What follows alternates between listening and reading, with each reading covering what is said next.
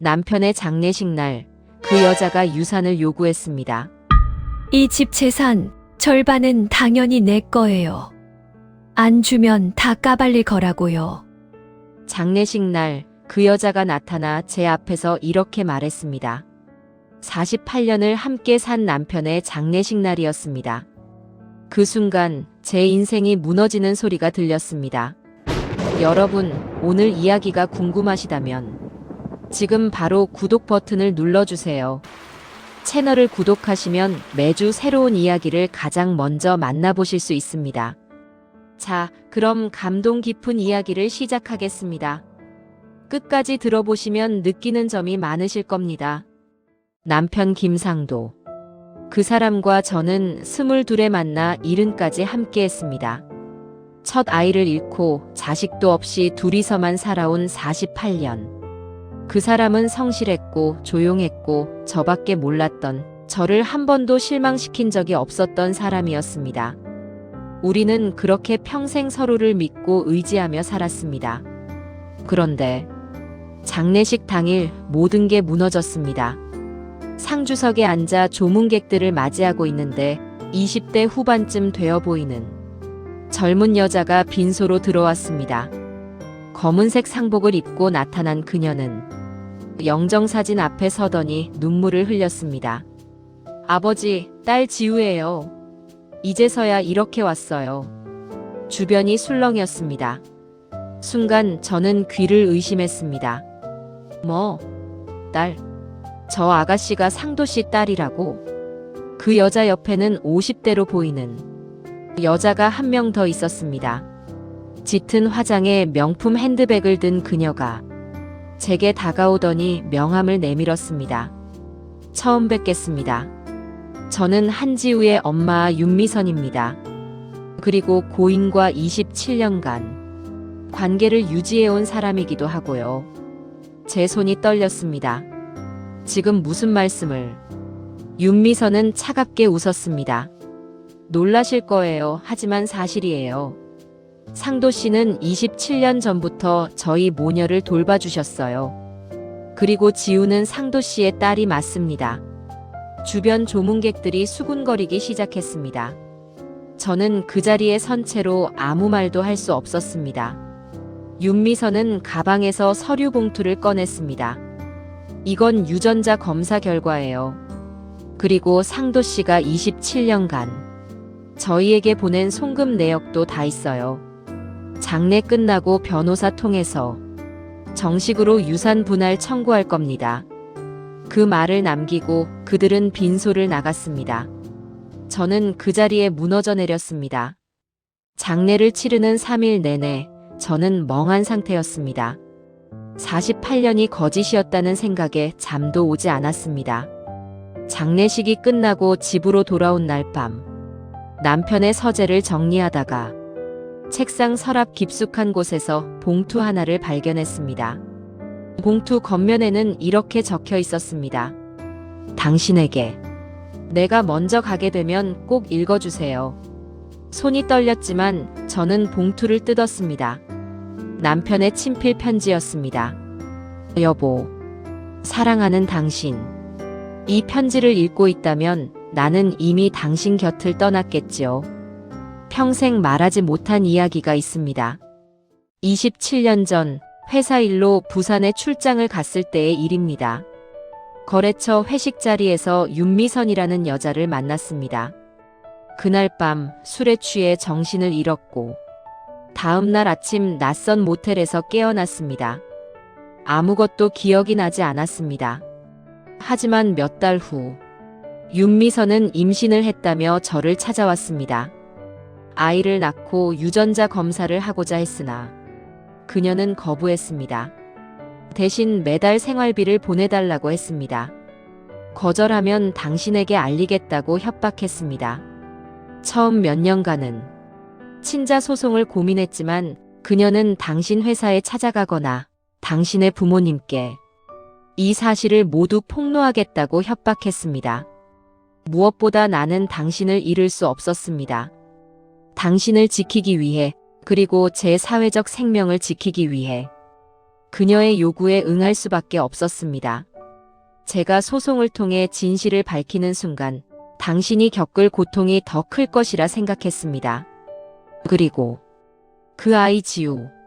그 애를 도저히 외면할 수 없었습니다.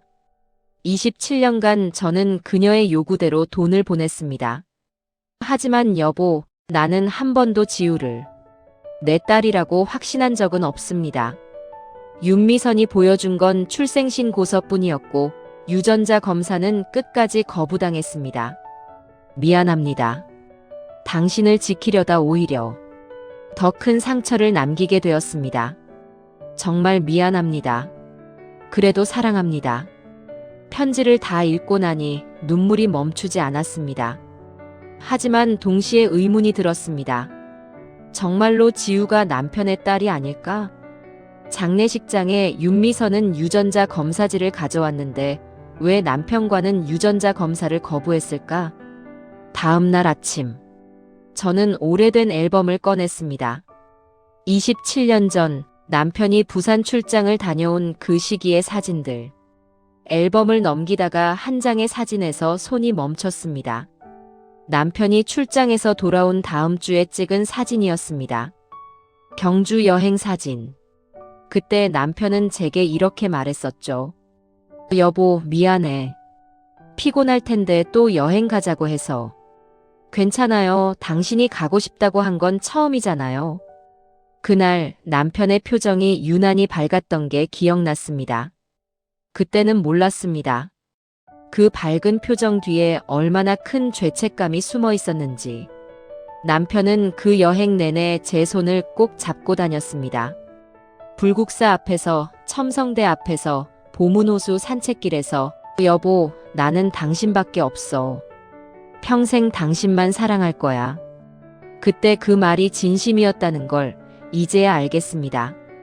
남편은 한 번의 실수로 평생을 속죄하며 살았던 겁니다.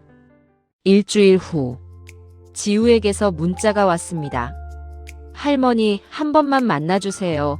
드릴 말씀이 있어요. 저는 고민 끝에 약속을 잡았습니다. 카페에서 마주 앉은 지우는 생각보다 수척해 보였습니다.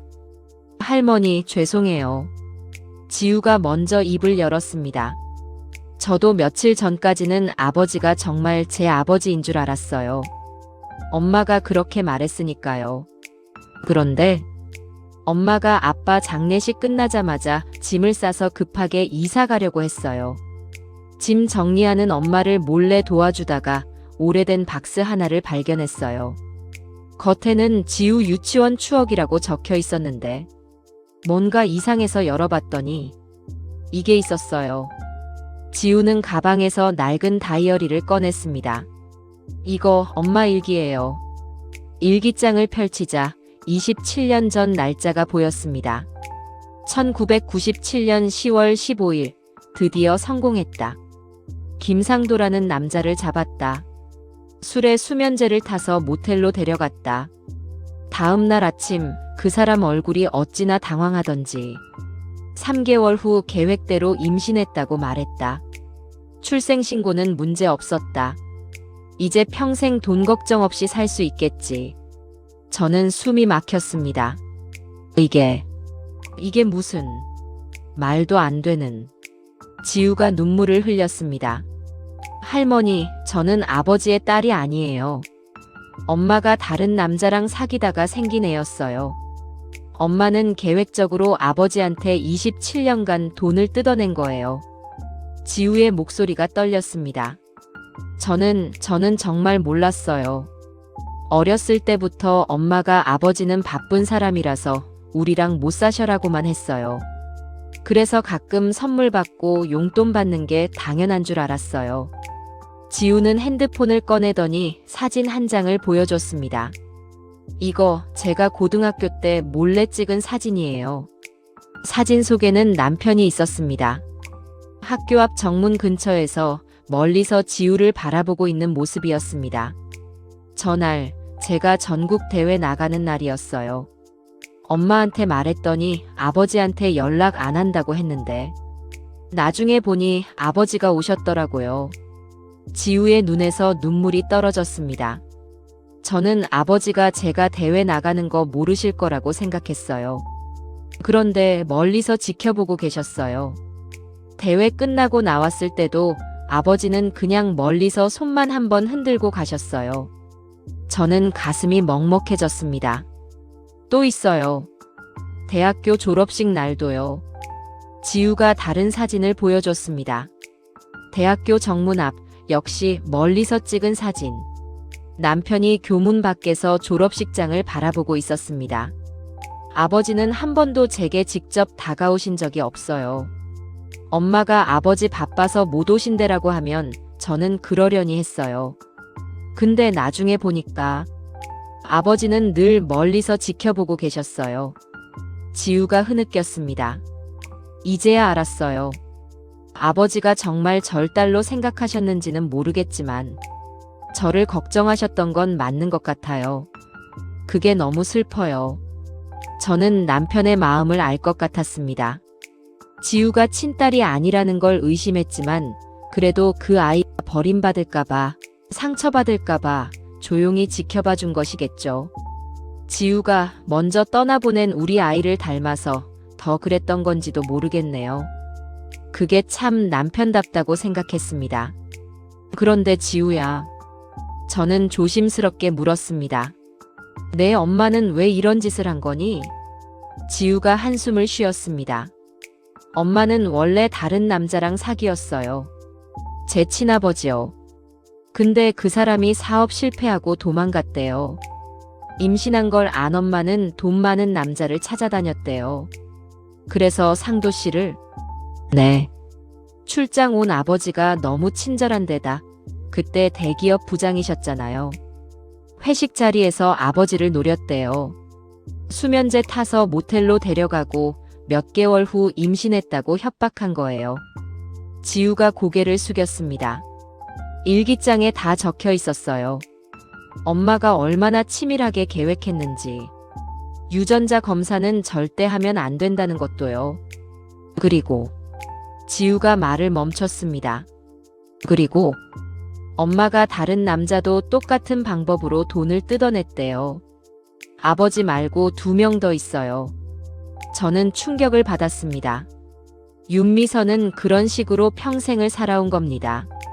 남자들을 속이고 협박하고 돈을 뜯어내는 것이 그녀의 인생이었던 거죠.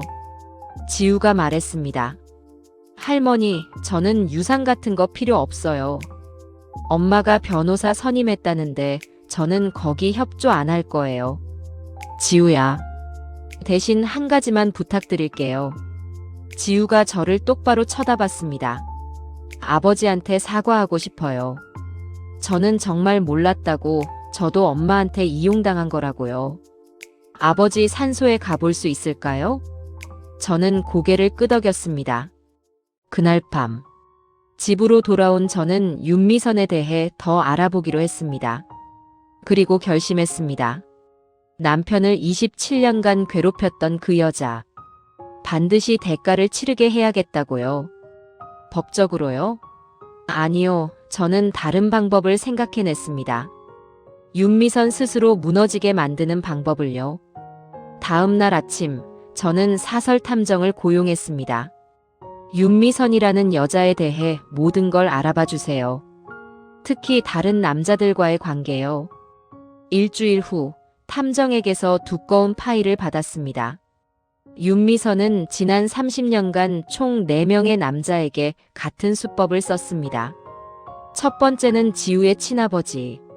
사업 실패 후 연락 두절. 두 번째가 우리 남편 김상도. 세 번째는 대기업 임원 박재훈. 15년간 돈을 보냈다가 3년 전 암으로 사망. 네 번째는 현재 진행형. 50대 사업가 최동욱.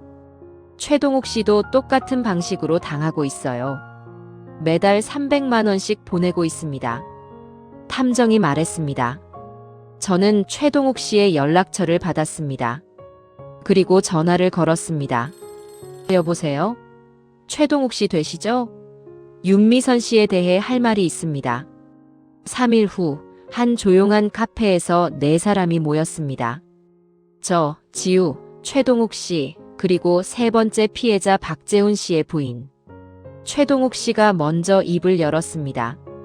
저도 26년 전 똑같은 일을 당했습니다. 회식 자리에서 술 마시고 정신 잃었는데 몇 달 후 윤미선한테 임신했다고 연락받았어요. 박재훈 씨의 부인도 고개를 끄덕였습니다. 남편이 돌아가시기 전에 고백했어요. 15년간 윤미선한테 돈을 보냈다고. 유전자 검사 한번 못 해보고 협박에 못 이겨 살았다고요.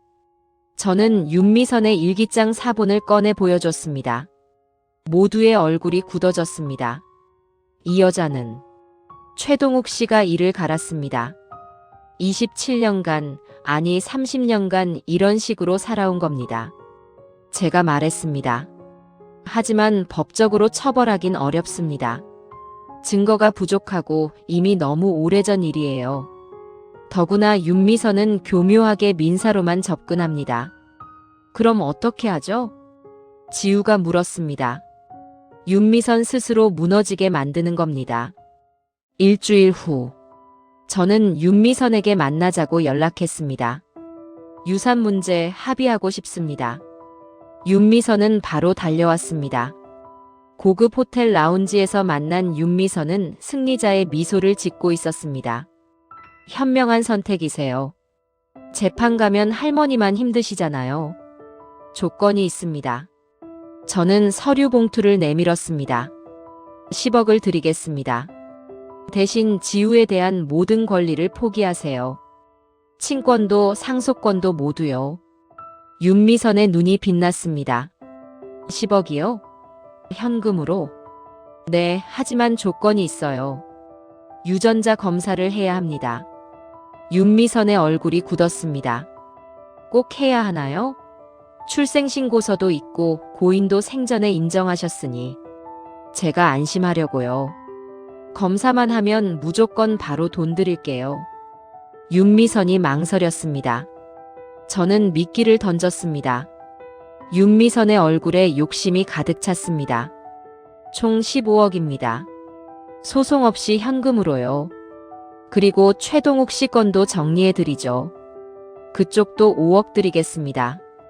당신이 소송을 걸면 몇 년이 걸릴지 모르고 만에 하나 진실이 밝혀지면 한 푼도 못 받잖아요. 이 15억은 모든 리스크를 없애고 당신이 당장 얻을 수 있는 확실한 돈입니다. 검사는 김상도 씨와 지우의 친자관계만 확인하는 정도로 제가 안심하기 위한 절차입니다. 윤미선은 잠시 계산기를 두드리듯 눈을 굴렸습니다. 그녀는 지우가 김상도의 딸이 아니라는 것은 알고 있었지만 15억이라는 거액과 소송 위험 해소라는 유혹에 넘어가 그녀만 잠깐 속여 넘기면 이 딜은 성사된다고 오판하고 말았습니다. 좋아요. 하죠.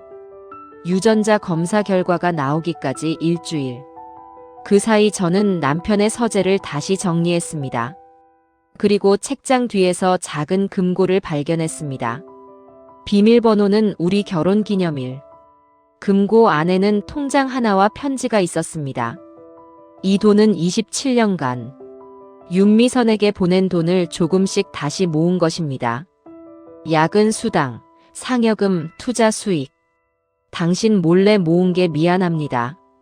하지만 언젠가 진실이 밝혀질 날이 올 거라 믿었습니다. 그때 이 돈으로 당신이 상처받은 마음을 조금이나마 위로해 주세요. 지우가 만약 무고하다면 그 아이도 도와주세요. 그 애는 먼저 보낸 우리 아이를 닮았어요. 지우는 잘못이 없습니다. 통장 잔액은 3억 2천만 원.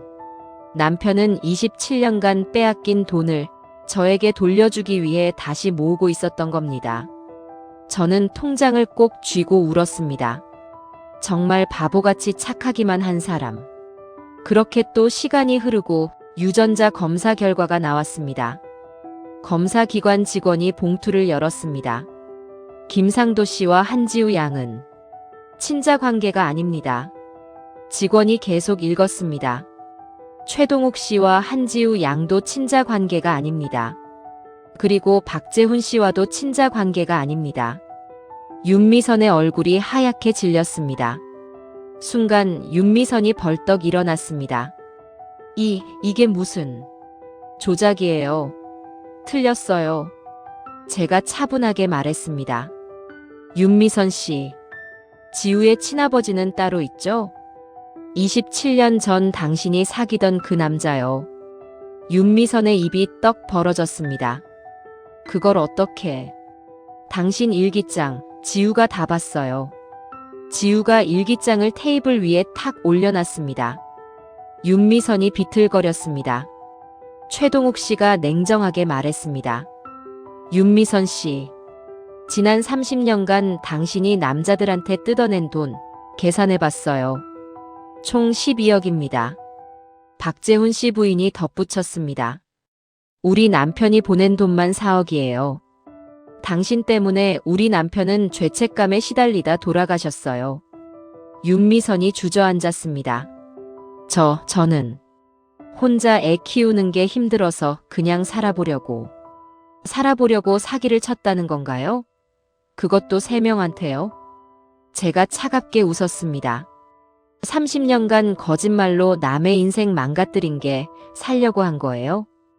윤미선은 그 자리에서 무너졌습니다. 미안해요.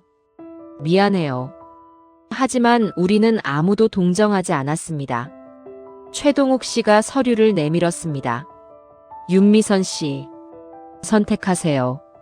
지금 당장 받은 돈 전부 반환하고 합의하든지 아니면 사기죄로 고소당하든지. 돈은 이미 다 썼어요. 그럼 재산 압류당하고 형사처벌 받으세요. 윤미선이 울기 시작했습니다. 그 순간 예상치 못한 일이 벌어졌습니다. 지우가 윤미선에게 다가갔습니다. 엄마.